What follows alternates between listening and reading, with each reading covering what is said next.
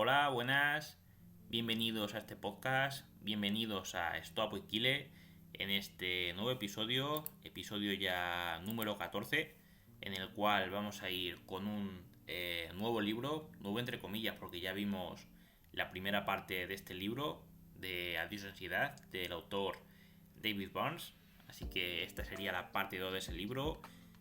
Para hacer un pequeño recopilatorio de la primera parte, veíamos que había 4 modelos a la hora de encarar y de explicar la ansiedad. Teníamos el modelo cognitivo, el modelo de exposición, el modelo de la emoción oculta y por último el modelo biológico, que era el que justificaba el uso de la medicación para abordar este tipo de problemas de ansiedad y también incluso de depresión.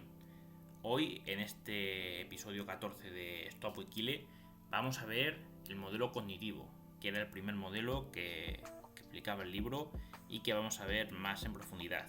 Hoy en concreto vamos a explicar en qué consiste este modelo cognitivo, 10 distorsiones cognitivas que son las que potencian la ansiedad desde el punto de vista cognitivo, las creencias contraproducentes y por último 26 técnicas que podemos llevar a cabo para sobrepasar la ansiedad desde este punto cognitivo. Y ya en los siguientes capítulos veremos tanto el modelo de exposición como el de emoción oculta y en qué momento utilizar cada una de las técnicas. Del modelo biológico no hay unas técnicas en concreto, son directamente acudir a medicación. Así que nada, sin más dilación, vamos a ello. Modelo cognitivo. Pues este modelo propone que la ansiedad viene de los pensamientos negativos de que algo terrible va a suceder, antes que el acontecimiento en sí, ya que uno se siente tal y como piensa y entonces si mejoramos la calidad de pensamientos, esa ansiedad disminuye. El autor David Burns nos pone diversos ejemplos y nos habla de 10 distorsiones cognitivas, de las cuales algunas son tremendos potenciadores de la ansiedad. ¿Cuáles son estas 10 distorsiones? ¿Cuáles son estos 10 potenciadores tremendos de ansiedad? Pues tenemos el pensamiento todo o nada, la generalización excesiva, el filtro mental, descartar lo positivo, sacar conclusiones, que puede ser a través de la lectura del pensamiento, de la adivinación del porvenir, magnificación o minimización, racionamiento emocional, afirmaciones del tipo debería, poner etiquetas y la inculpación, que puede ser autoinculpación o inculpación a los demás. Yendo una por una, pues el pensamiento todo o nada sería que el pensamiento es blanco o negro, o se consigue el 100% del objetivo, o es un fracaso total y absoluto. La generalización excesiva consiste en que se cogen solo los hechos negativos para generalizar y justificar que siempre pasa lo mismo, que nunca superaremos esto, que todo sale siempre mal. En el filtro mental se pasan por alto las cosas bien hechas y se fija únicamente en las cosas malas. Cuando descartamos lo positivo, la persona se empeña en que los logros o cualidades positivas no cuentan o que no son suficientes. Si nos ha salido algo parcialmente mal, pues nos quedamos solamente lo malo y no rescatamos lo bueno. Cuando sacamos conclusiones, pues se sacan conclusiones no justificadas con los hechos. Cuando es lectura de pensamiento, se da por hecho que las personas hacen constantemente juicios de valor y que nos están juzgando o despreciando. Y cuando adivinamos el porvenir, la persona se dice a sí mismo que respecto a lo que vamos a enfrentar va a pasar algo terrible. Con la magnificación o minimización juzgamos un pequeño problema como muy grande. A esto se le llama también efecto prismático, porque mientras vemos muy grande el problema, vemos muy pequeñas nuestras habilidades para superarlo y para dar una solución con ello. En el razonamiento emocional se razona igual que se siente, por lo cual si nos sentimos asustados pensamos que nos sentimos así porque estamos realmente en peligro, o si nos sentimos unos fracasados pensamos que automáticamente somos unos fracasados por sentirnos así. Cuando hablamos de las afirmaciones tipo debería, criticamos a otros o a nosotros mismos por lo que deberíamos o no deberíamos hacer o cómo deberíamos sentirnos, incluso por nuestros sentimientos. Por ejemplo, no deberíamos ni sentirnos nerviosos porque los demás no se sienten así. Luego tenemos poner etiquetas, que consiste en ponernos etiquetas en función de nuestros errores, aunque solo haya pasado una vez. Si se nos ha caído una vez un vaso al suelo, pues ponernos el adjetivo o la etiqueta de torpe, aunque solamente nos hayamos equivocado una vez. Y luego está la inculpación, que en vez de encontrar la causa del problema para solucionarlo, dedicamos ese tiempo a asignar culpas. Puede ser autoinculpación, cuando nos culpamos a nosotros mismos por todo, hasta por lo más mínimo, incluso por cómo nos sentimos. O puede ser la inculpación a los demás, culpar a los demás sin mirar siquiera la responsabilidad propia en ese problema. Hay una causa para determinar por qué alguna gente tiene problemas de ansiedad y de depresión y el momento en el que aparecen, y estas causas son las creencias contraproducentes, conocidas como CPP. ¿Y cuáles son? Pues son las siguientes. Hay una lista larga con 23, pero voy a dar la lista corta porque yo creo que es más sintetizada y podemos dividirla más entre las que son hacia nosotros mismos y las que son para los demás. Por un lado tenemos las individuales, que consistirían necesito X para ser feliz. Por ejemplo, en el perfeccionismo necesitamos siempre, creemos que siempre debemos ser perfectos. Nos reñimos sin piedad si alguna vez nos equivocamos. Perfeccionismo percibido, creer que debemos impresionar a los demás y ser perfectos de cara a los demás. También que si otros descubren algún defecto en nosotros no nos respetarán. Adición a los logros, basamos nuestra autoestima en nuestros logros y en los resultados. Adición a la aprobación, sentir que debemos sentirnos aprobados para valer la pena. Si no nos aprueban nos sentimos amenazados y nos ponemos a la defensiva. Y luego tenemos las CPP impersonales, que serían expectativas con otras personas. Por ejemplo, inculpación, cuando hay un problema creemos que somos inocentes y la otra persona es la culpable. Verdad, nosotros tenemos la razón y el otro se equivoca. Prerrogativas, si otra persona no piensa, no siente o no actúa como nosotros, nos sentimos enfadados o frustrados, y frustrados también. Adicción al amor, que la felicidad depende de ser correspondido con otro, si no nos sentiremos vacíos siempre. Sumisión, creer que hay que satisfacer las necesidades de todo el mundo para sentirnos bien, aunque eso nos degrade, que tenemos que dar lo que haga falta para ser amado. Narcisismo percibido, sentir que nuestro círculo es explotador y frágil, y que no podremos abrirnos con ello porque nos rechazarán y se escandalizarán. Fobia a los conflictos, que es creer que la ira a los conflictos son peligrosos y hay que evitarlos a toda costa. Tenemos también que la diferencia entre una CPP y los pensamientos negativos es que las CPP están siempre pero mientras las cosas vayan bien, como creemos que deben ser, todo va a ir bien. Pero en cuanto algo se tuerce, puede venir la tristeza, la ansiedad, etcétera, etcétera, y, como no, los pensamientos negativos. Y ahora sí que sí, vamos a por las 26 técnicas del modelo cognitivo. Estas técnicas pues se pueden dividir en varios apartados. Están las técnicas basadas en la verdad, verdad descubrimiento, compasión, semánticas, lógicas, cuantitativas, basadas en el humor, de representación de papeles, espirituales, motivacionales y por último técnicas antipostergación. Vamos primero con las técnicas basadas en la verdad / descubrimiento. Tenemos en primer lugar el modelo de la flecha descendente, que dice tal que así. La técnica de la flecha descendente le ayudará a identificar las creencias contraproducentes que le vuelven vulnerable a la depresión y la ansiedad. Debajo de un pensamiento negativo, escriba una flecha descendente y pregúntese: si este pensamiento fuera cierto, ¿por qué me trastornaría a mí? ¿Qué significaría para mí? Le vendrá a la mente un nuevo pensamiento negativo. Escríbalo bajo la flecha, debajo del nuevo pensamiento. Repita el proceso varias veces y a continuación observe los pensamientos negativos que ha generado y repase la lista de creencias contraproducentes de la página 28 para poder determinar las creencias subyacentes en su sufrimiento. Y bueno, segundo sería la técnica que pasaría así, que es la técnica que le ayudará a identificar las fantasías de la cual subyace sus miedos. Es igual que la flecha descendente, pero nos tenemos que preguntar debajo de cada pensamiento qué es lo peor que podría pasar si tal cosa fuera cierta. Acudirá a la mente una nueva idea o fantasía negativa, hay que escribirla debajo con su flecha y repetir el proceso varias veces hasta luego preguntarnos qué probabilidad hay de que esto suceda. y podría vivir si esto ocurriera. Esas serían las dos primeras técnicas y con ello las técnicas del primer tipo, del tipo basadas en la verdad y en el descubrimiento. Después vamos de lleno con las técnicas basadas en la compasión. Tendríamos la técnica de doble parámetro, que consiste en vez de despreciarse a sí mismo, puede hablarse con la misma compasión con la que hablaría a un amigo querido que estuviera alterado. Pregúntese, ¿diría estas cosas tan duras contra un amigo o un familiar que tuviera un problema igual que el mío? ¿Qué le diría? Luego tendríamos la técnica de examinar las pruebas.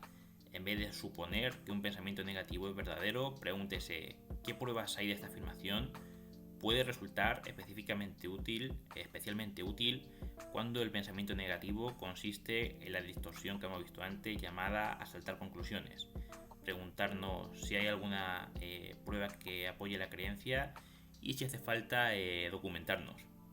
Aquí nos habla el ejemplo de una chica llamada Emily que tenía miedo a volar por si sufrió un accidente de avión tal, e incluso tuvo que mirar estadísticas sobre los accidentes de avión en su país para convencerse un poco y para ver que el miedo era irracional y que era incluso más seguro viajar en avión que viajar en coche. Luego tenemos la técnica experimental. Es una técnica que consiste en, durante un periodo de miedo intenso, durante una crisis de pánico, un ataque de ansiedad, que lleguemos a darnos cuenta que esos pensamientos catastróficos no se van a cumplir. Además, si tememos sufrir un infarto o volvernos locos, hacer algo que no pudiéramos hacer, que no pudiéramos realizar en ese estado, que no pudiéramos realizar si nos estuviéramos volviendo locos de verdad, o que no nos pudiéramos hacer si estuviéramos sufriendo un infarto de verdad. Esto para darnos cuenta de que no corremos ningún peligro y nos podemos exponer a los miedos de forma gradual o hacer una inundación. La clave aquí está en preguntarnos, dice el autor, pregúntese cómo puedo poner a prueba ese pensamiento para descubrir si es válido. Por ejemplo, lo dicho, si es un ataque de pánico, porque se dice a sí mismo que está a punto de volverse loco, podría intentar volverse loco de verdad, gritando incoherencias, revolcándose en el suelo y haciendo locuras. Así podría descubrir si realmente está loco o si realmente está fingiendo, que en este caso sería la realidad total y absoluta. Así que este punto, yo creo que de las 26 técnicas es una de las más complicadas. Bueno, 26, hay 40 en total, pero de las 26 del modelo cognitivo es la más complicada, porque tienes que estar ahí en mitad de un ataque de pánico con la cabeza fría de pensar que realmente no es verdad todos esos pensamientos que te inundan y todas esas cosas que te hacen un poco la vida imposible. Entonces, yo personalmente, como persona que ha sufrido muchos ataques de pánico, puedo decir que esta es de las más chungas de todas las que vamos a ver. Luego, en sexto lugar, tenemos la técnica de la encuesta. Consiste en que cuando tenemos una creencia irracional de la que estamos seguros, preguntar a la gente de nuestro alrededor qué opina, ver si ellos también piensan de esa forma realmente o que estamos hablando de una forma irracional.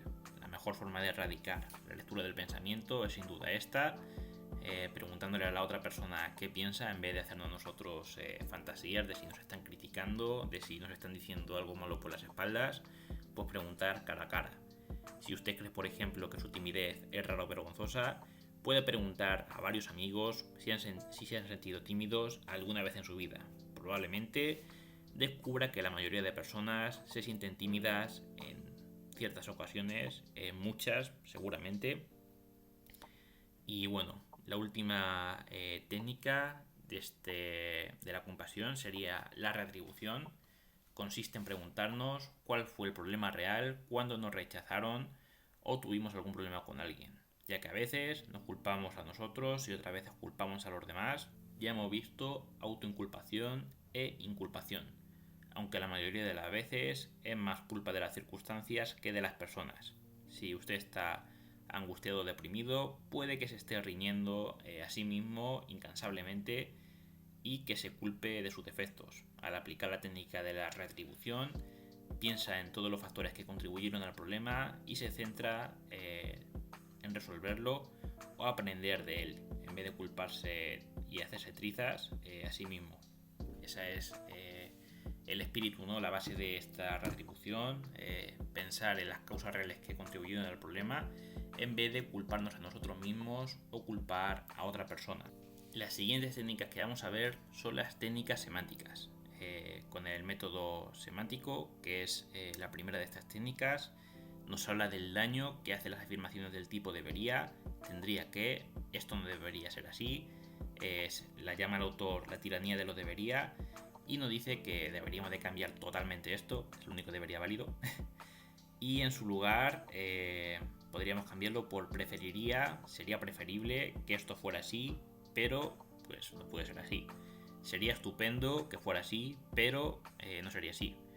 Nos habla de solamente 3 tipos de situaciones en las que los deberías son válidos, que son las afirmaciones morales, jurídicas, universales, ya que está bien decir no deberías matar, no deberías robar, o si tiro un lápiz al suelo, pues debería caer al suelo por la ley de la gravedad, ¿no? Debería caer al suelo, ese debería está bien. Pero normalmente los debería que provocan una aflicción emocional no son de ese tipo, si no decimos no debería ser tímido, hay que saber que ser tímido es incómodo, pero no es algo que sea inmoral ni que sea ilegal, por lo que si lo tratamos de esa forma tendremos un problema más abultado. Y después tenemos la técnica de concretar, que consiste en hacer un diálogo escrito entre la idea que queremos defender y un juez poniéndole pegas a todo. ¿Qué más? A veces sentimos que si no nos validan nuestro trabajo u opinión, nosotros mismos somos tontos, pero a través de este diálogo descubriremos que podemos corregir críticas y concretar a nuestra opinión, nuestro trabajo. Pero una crítica general hacia nosotros no tiene sentido, por lo que no ocurrirá, y si llega a ocurrir, el problema será del emisor y no de nosotros. Para ponerlo más claro, que ha sido una definición que viene en el libro, pero es un poco difícil de entender. Si alguien, muchas veces cuando estamos nerviosos porque tenemos que hacer un trabajo, una exposición, pensamos que tal vez alguien nos vaya a criticar, nos vaya a decir que somos muy tontos, que tal vez no valemos, no sé qué, pero esos son ejemplos, son insultos muy genéricos, o sea, tal vez te pueden decir que el trabajo era demasiado largo, la exposición, mejor dicho, estamos hablando de un ejemplo de una exposición. La exposición era demasiado larga o era demasiado corta, o si te traba mucho la lengua, tienes que trabajar eso. Te pueden hacer críticas muy concretas. Pero si es una crítica general, si te dicen directamente eres tonto, pues es una crítica que no tiene sentido y no hay nada sobre lo cual se pueda corregir, ¿no? Es algo totalmente fuera de lugar y si nos estamos imaginando que esa va a ser la crítica que nos van a hacer, pues es una crítica que sería más un problema del que emite la crítica que de nosotros mismos, porque no es algo que pudiéramos mejorar y por lo cual esa crítica nunca en la vida va a suceder, ¿no? Pero como es nuestra fantasía cuando tenemos ansiedad, el problema que nos imaginamos, pues a veces nos preocupa mucho, pero si lo pensamos a fondo nos daremos cuenta que no tiene el más mínimo sentido. ¿Qué tenemos después de esto? Pues tenemos las técnicas lógicas, que tenemos pensar en términos matizados, consiste en darnos un pensamiento más compasivo y neutral. Cuando nos presionamos mucho sobre algo, nos autoexigimos y vemos todo blanco o negro, cuando la realidad es que hay una gran escala de grises y no nos tenemos que presionar tantísimo. Luego tenemos proceso contra resultado. Esta es una que me gusta muchísima porque es muy estoico y en un canal como Esto Apoy Kile pues tiene que estar. Se llama proceso contra resultado, pero básicamente si habéis seguido el canal, dicotomía del control. En un suceso nos centramos en las cosas que dependen de nosotros, que es el proceso, y no tanto en el resultado. Es como la dicotomía del control. Si tenemos un examen, centrarnos en estudiar, en prepararnos, y no tanto en la nota o en la evaluación del profesor, ya que eso no depende de nosotros, tanto como si depende prepararnos el examen y evidentemente estudiar. Lo siguiente son las las herramientas cuantitativas.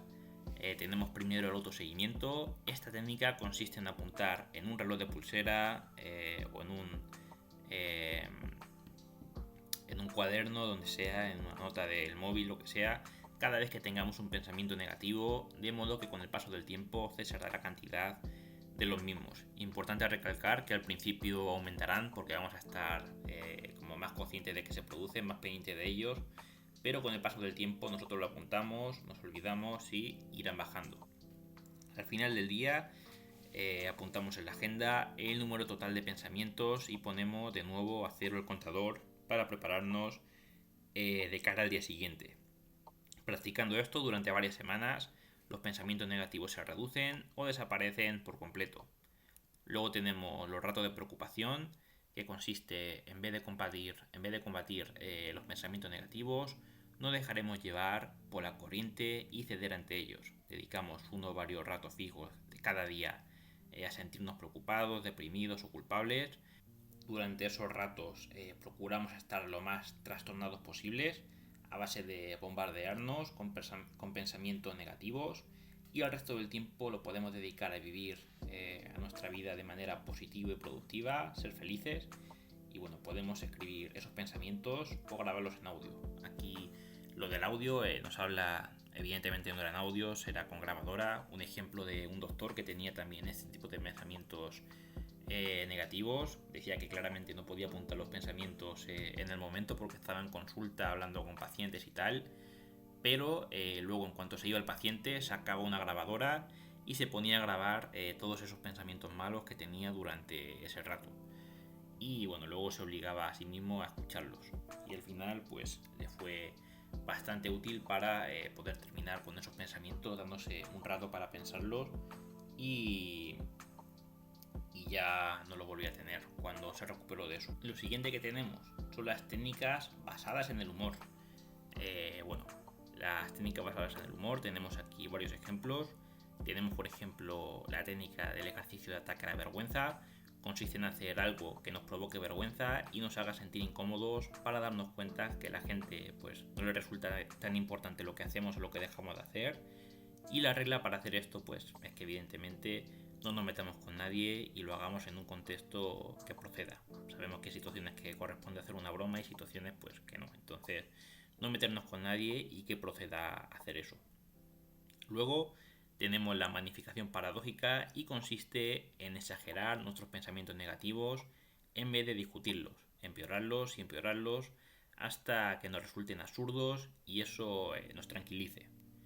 Y luego, por último, las técnicas basadas en el humor. Tenemos las imágenes humorísticas, que consiste en gestionar pensamientos negativos de una forma muy ingeniosa, imaginando, por ejemplo, que ese pensamiento negativo aparece con una voz ridícula. Imaginaros la voz de Mickey Mouse, que le emite una parte del ojo, por ejemplo una oreja, y el objetivo es volverlo absurdo para perder totalmente el miedo hacia ello. Luego tendríamos una técnica que de representación de papeles llamada externalización de voces.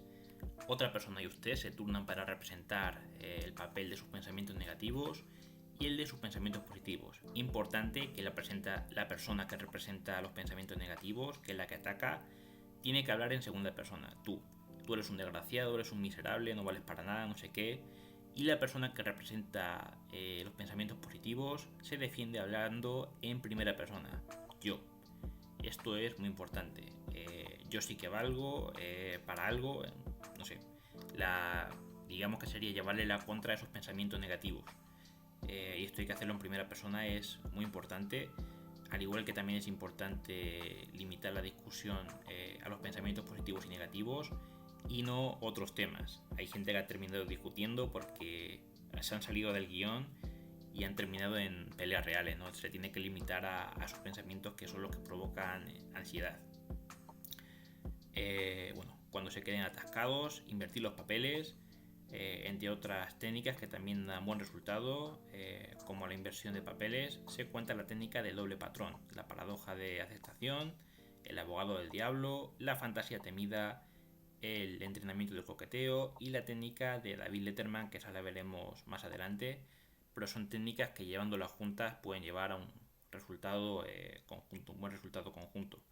Por último, también destacar que si no tenemos un compañero con el cual hacer este ejercicio, lo podemos hacer solos, en el cual la persona representa ambos papeles. Luego tenemos las técnicas espirituales, que también cuentan con una sola técnica, pero es muy importante, que es la paradoja de la aceptación. usted acepta sus defectos con tranquilidad y con sentido del humor. La paradoja de la aceptación se basa en un principio filosófico de que cuando uno se defiende a sí mismo, produce un estado de guerra. Si se está defendiendo de sus propias autocríticas, acabará librando una guerra contra usted mismo. Por el contrario, si encuentra lo que hay de verdad en la crítica, deja sin fuerza a los argumentos que le critican, ¿no? Porque ya no hay ese enfrentamiento, no hay esa guerra y simplemente, pues vale, tal vez no soy la persona más inteligente del mundo, pero soy feliz con eso, ¿no? Es como que no te rayas con tus defectos, más bien los aceptas. Naturalmente, en este caso, el crítico es usted mismo, por lo que acaba convirtiéndose en su propio amigo. Esta es la crítica más importante y poderosa de todas, pero puede resultar difícil captar al principio. Solo cobra vida cuando se combina con una técnica de representación de papeles, tal como la externalización de voces o la fantasía temida, que es justo lo anterior. Pues por ejemplo, en vez de defendernos, hablábamos de pensamientos positivos y negativos en la técnica anterior, la técnica de la externalización de voces, pero en vez de tener un pensamiento negativo y defendernos con uno positivo, pues decir, sí, tal vez tenga un poco de razón este pensamiento negativo, perdón, y estoy en paz con ello, ¿no? No soy perfecto y yo también tengo errores. En eso consistiría la paradoja de la aceptación. Luego tendríamos las técnicas motivacionales. Aquí tenemos tres. La primera sería el análisis, de coste-beneficio, llamado ABC. Hay que enumerar todas las ventajas y las desventajas de un pensamiento negativo. Por ejemplo, soy un fracasado, de una creencia contraproducente, como por ejemplo siempre debo intentar ser perfecto, de un sentimiento de ira, culpa o ansiedad, de un hábito, beber, tomar drogas, tal, pues poner a la esquina izquierda las ventajas y a la esquina derecha las desventajas. También puede enumerar las ventajas y las desventajas de culpar a otra persona, de los problemas, de las relaciones con esa persona, preguntarnos cuáles son las ventajas y cuáles son las desventajas de este pensamiento, creencia, sentimiento, hábito, lo que sea. Y cuando haya escrito todas las ventajas y todas las desventajas de que se le ocurran, calcular su saldo relativo en una escala de 100 puntos. Preguntarse si parecen mayores los costes o los beneficios y escribir dos números que sumen 100 al pie del formulario ABC. La intención aquí es tratar de sumar más ventajas que desventajas hacia el pensamiento positivo o el sentimiento positivo o lo que quiera que sea. Ya hemos hablado que puede ser un pensamiento, una creencia, un sentimiento o un hábito que normalmente va a ser negativo, ver las ventajas y las desventajas, y tiene que verle más desventajas para dejarlo aparte, para dejar de pensar de esa forma. Luego tenemos una variante de este análisis ACB, que sería el ACB paradójico, y consiste en enumerar solo la ventaja de un pensamiento o sentimiento negativo. Así será consciente de las fuerzas poderosas que le tienen atascado o angustiado, ¿por qué no conseguimos dejarlo? Y a continuación preguntarnos, dadas todas las ventajas de esta actitud o sentimientos, ¿por qué voy a querer cambiarlo? Y a partir de ahí pues aparecerán la otra cara de la moneda, ¿no? Cuando hayas puesto todos los beneficios ocultos, frecuentemente estos perderán el poder de vencerle. Luego, la última técnica de este tipo, de las motivacionales, sería abogado del diablo, enumerar todos los pensamientos tentadores que tiene justo antes de ceder ante el impulso. Puede ser comer, beber demasiado, postergar tareas, drogas, salir con una persona que no debemos. Entregar esta lista a un amigo y pedirle que represente el papel del diablo que le tienta para hacerle caer. Y nuestro objetivo, el amigo primero debe ser todo lo seductor que pueda y decir esos pensamientos de una forma lo más convincente posible para tratar de hacernos ceder, y nosotros tenemos que tener la otra cara de la moneda, ¿no? Replicar esos pensamientos tentadores y rebatir esa tentación. Y ya por último, pero no menos importante, tenemos las técnicas antipostergación. La primera sería la hoja de predicción al placer. Planifique actividades que tienen posibilidad de aportarle placer, aprendizaje o desarrollo personal. Prediga lo satisfactoria y gratificante que resultará cada actividad en una escala de 0% como nada en absoluto y 100% el máximo. Cuando haya completado dicha actividad, cada actividad, anotar cómo ha sido aplicando la misma escala. Descubrirá con frecuencia que muchas actividades son más satisfactorias de lo que se preveía antes de llevarlas a cabo. Puede aplicar esta técnica para poner a prueba ciertas creencias contraproducentes, tales como necesito amor para sentirme feliz y valioso, si estoy solo seré un desgraciado. Luego, la 24, nos quedan ya 3 técnicas. La 24 sería pasos pequeños para grandes hazañas. En vez de sentirse abrumado por una tarea enorme, dividirla en pequeñas partes y después poder abordar las partes una por una. Luego tenemos la hoja antipostergación, dividir una tarea en pasos pequeños y predecir el grado de dificultad de cada uno y cuán satisfactoria cree que será, en una escala del 0% al 100%. Después de completar cada tarea, apuntar su dificultad real y lo satisfactoria que resultó, aplicando la misma escala. Descubrirá con frecuencia que cada paso es mucho más fácil y gratificante de lo que esperaba usted.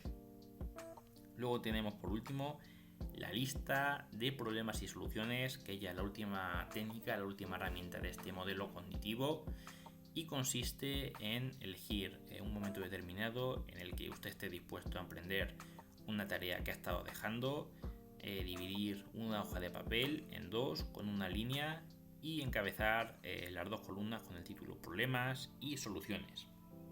Escriba en la columna de problemas la lista de obstáculos que pueden impedirle empezar y después escribir en la columna de soluciones lo que hará para resolver cada uno de esos problemas. Y bueno, con eso terminamos el modelo cognitivo y el episodio de hoy. La verdad es que ha quedado un episodio un poquito largo, entonces bueno, sobre todo al subirlo en YouTube lo iré dividiendo por partes, cada uno de los tipos de técnicas que hemos ido viendo, y para que el vídeo se pueda ver, el episodio mejor dicho del podcast se pueda ver parte por parte y no todo de golpe, que puede ser un poquito más tedioso. Así que nada, yo me despido, espero que les haya sido muy útil el episodio y que lo hayan disfrutado, tanto al menos como yo al realizarlo. Tengan un muy buen día y pórtense bien.